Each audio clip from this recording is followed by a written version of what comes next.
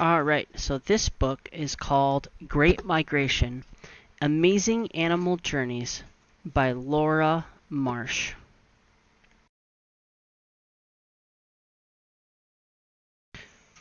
Chapter 1, On the Move. When animals travel from one region or climate to another, it is called migration. Animals migrate in order to search for food or a mate. Migration helps animals survive on Earth. Many animals migrate. This book is about zebras, red crabs, and walruses, their great migrations and incredible journeys. So migration means moving from one region or habit to another for food or mate. Mate is an animal, a male or a female, in a pair. Most animals need a mate to have babies. Zebras. They live 25 years. They're up to 60 inches tall at the shoulder. Weight. They weigh around 440 pounds to 900 pounds. That's 3 to 6 adult men put together. Mane. This is the hair that sticks up and it's striped, unlike a horse's mane. Coat. It's shiny, which eliminates 70% of the heat from the sun. Tail. Their tail is tufted at the tip, unlike a horse's tail. Legs. They can run 35 to 40 miles per hour. Hooves. They protect their feet over rough terrain, and they have powerful kick fights off predators. Stripes. These stripes act as camouflage to break up the outline of the zebra's body. Camouflage. That's an animal's natural color or form that allows it to blend in with its surroundings. Mouth. It eats mostly grasses and roots. Teeth.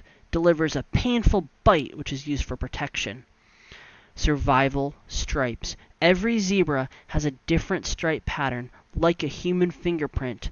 A newborn zebra learns its mother's pattern right away, so it can identify her. In Botswana, Africa, up to 30,000 zebras migrate every year. Thousands of zebras travel in herds and live in the Makgadikgadi and the Nye Pan National Park. Scientists believe their journey is about 360 miles round trip. That's like walking across the state of Wyoming. During the dry season, the zebras stay near the Botiti River. It is the only water source available. All other water holes dry up.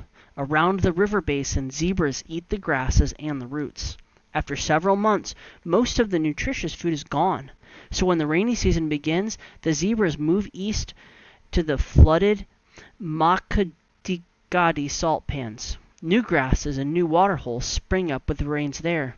The zebras stay 5 to 8 months until the water holes dry up. Then they return to the Botiti River basin. Water emergency. In recent years, cattle owned by local people were drinking the water and eating the grasses along the Botiti River area, but there was a problem. There was not enough food and water for all of the cattle and the wild animals. Zebras were getting pushed out, and they had to find water holes farther away from the Botiti River.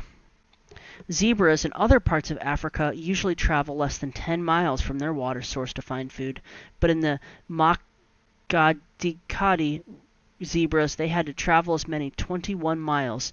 Sometimes zebras went without water for a whole week, and many zebras got sick and died. Did you know zebras can move their ears without moving their bodies? This lets them find a sound and identify it without attracting attention. People decided to do something about the problem. In 2004, a large fence was placed in the Makgadikgadi in the Nye Pan National Park. Now, the 150-mile fence separates the cattle and the zebras so they can each have their own territory. Also, man-made water holes with pumps were added around the Botiti River basin. Did you know this? Zebra skin is actually black. The white fur makes the white stripes. Even under the white fur, the zebra's skin is black. Scientists are studying the zebras and their babies, hoping that their numbers will grow. They want the zebras to be healthy for many years to come. Red crabs. They live about 12 years. They're up to 4.5 inches across, and they weigh about 1 pound. So this is the mouth of the crab. They eat fruits, seeds, leaves, flowers, dead birds, and other dead crabs because they're scavengers. They have gills right here and lungs, so they're used to breathe air. So adult crabs cannot breathe underwater anymore, but the young ones can. Front claws right here. They're used like hands to put food in their mouths. Legs. They're used to walk around, and they have 8 legs. A scavenger is an animal that feeds on dead plants and animals and items left behind by other animals. Did you know that crabs use almost the exact same migration route every single year? On Christmas Island, off the coast of Australia, up to 120 million red crabs migrate from the forest floor to the ocean every year. It is a long 5-mile journey full of danger. The red crab's body is built for life on land, but their young can only hatch in ocean water, so the crabs have to migrate to find a mate and release their eggs into the ocean. Red crabs come out of their holes called burrows after the season's first big rain.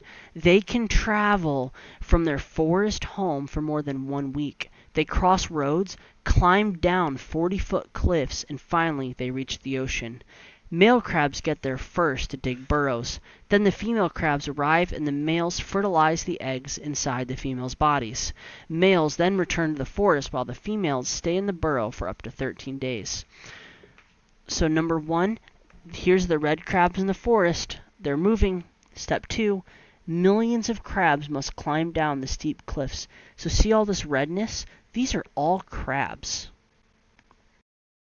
And then step 3 over here, look how many crabs there are. And step 4, here's the females. They're in the burrow. They leave after almost 2 weeks.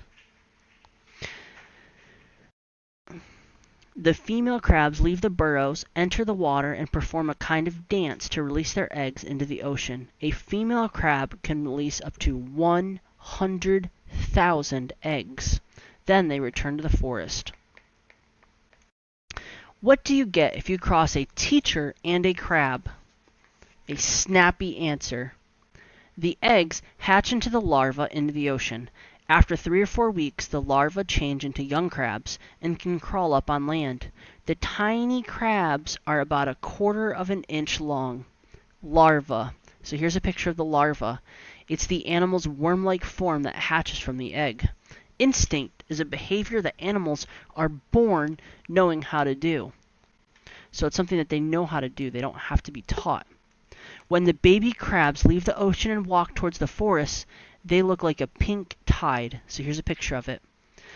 The babies know how to get to the forest by instinct. So they just are born knowing how to do it. Danger. The red crabs face many dangers during their migration. Cars and other vehicles drive over them. Many drown in the waves and the larvae get eaten by fish. Yellow crazy ants attack them too. So here's a picture of some yellow ants. They're called yellow crazy ants, and they're attacking the baby crabs. Some crabs get too hot in the sun and just dry right out. Here's a train. See, and the crabs are crossing the train track. They don't understand the train track, so they just get ran over. Helping red crabs. People are working to keep red crabs safe during their migration. Walls and tunnels have been built to funnel crabs under the roadways, so fewer crabs get run over by cars. Some roads even close during the migration. Road closed. Red crab migration. No entry by vehicles beyond this point. Crabs. Did you know that crabs live in a forest, burrow all year long? When not migrating, only 1 crab lives in each burrow. Walruses. They live up to 40 years, they're 12 feet long, and they weigh over 3,400 pounds. Skin. It appears brown or gray in the water, pink or dark brown when they're not in the water. Air pouch. They can be kept inflated like a balloon to keep their head above the water when they're sleeping. Whiskers. On its snout. They're used to detect food on the bottom of the ocean. tusks. They weigh over 10 pounds and are up to 3 feet long. Lips and tongue. They're used to suck meat out of shells. Mouth. They mostly eat clams. They eat 4,000 clams in a single day. Blubber. Can be 2 to 4.5 inches thick. It insulates and it keeps their body warm from cold air and water. Flippers. They have rear flippers used to swim and move around on land. Blubber.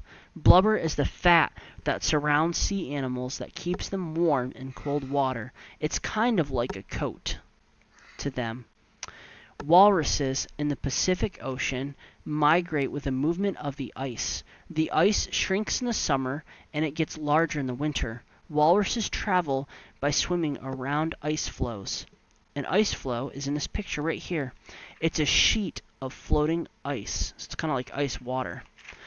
When at sea or on ice floes, walruses stay in small groups. They form large groups when they're resting on land. There can be tens of thousands of walruses packed tightly together. Pacific walruses live in the Bering and the Chukchi Seas on the Wrangel Island. As the ice expands in the winter, they move south into the Bering Sea. As the ice shrinks in the summer, females and their young move north with ice and the Chukchi Sea. Males often don't travel as far north. Some stay on land south of the Chukchi Sea. Walruses' ears are just small holes that are hard to see with all their wrinkles. Baby walruses are born on ice floes during the migration north. These are called calves. At birth, calves are 4.5 feet long and weigh up to 150 pounds. That's the size of 2 large adult dogs. Walruses can break through 8 inches of ice by banging it with their heads. Walruses are not picky. Though they eat mostly clams, they can eat more than 60 other species of sea life. Their food includes corals, worms, shellfish, sea cucumbers, and sometimes seals. So these are clams. This is a sea cucumber. That's a lobster. Species, a group of animals similar in kind. Walruses fish in waters less than 300 feet deep. They find most of their food on the bottom of the ocean. They haul out and rest from feeding and swimming by pulling themselves onto ice floes. Mighty tusks. A walrus uses its tusk to move on land, make ice holes, and haul out of the water. Tusks are also used for protection against predators such as polar bears. Walruses in trouble. And as average temperatures on the Earth get warmer, walruses are losing their habitat. Arctic summer sea ice is shrinking from the Chukchi Sea. Female walruses and their young can't move too far north with the ice because the waters there are too deep for feeding. But if they don't move with the ice, there's little land to haul out and rest. This could cause walruses to drown. A habitat is the place or environment where a plant or animal naturally lives. Lending a hand. Many people are working to help animals in their migration. The zebras of Botswana have more water since people put up the fence around the national park. The paths and tunnels made for red crabs protect them on their journey to the sea. But there is no solution yet for the Pacific walruses. Can you think of ways to help them? Did you know walruses usually can swim 4 miles an hour, but if they're startled or scared, they can swim up to 22 miles. One way we can help is to take good care of our environment. We can keep our oceans and rivers clean by not polluting. We can recycle so there's less trash on our earth. We can use less energy by turning off the lights when we don't need them. And we can ride bikes or take buses or trains instead of using gas by driving. We can encourage others to help too. If we all do a little, we can make a big difference. The end.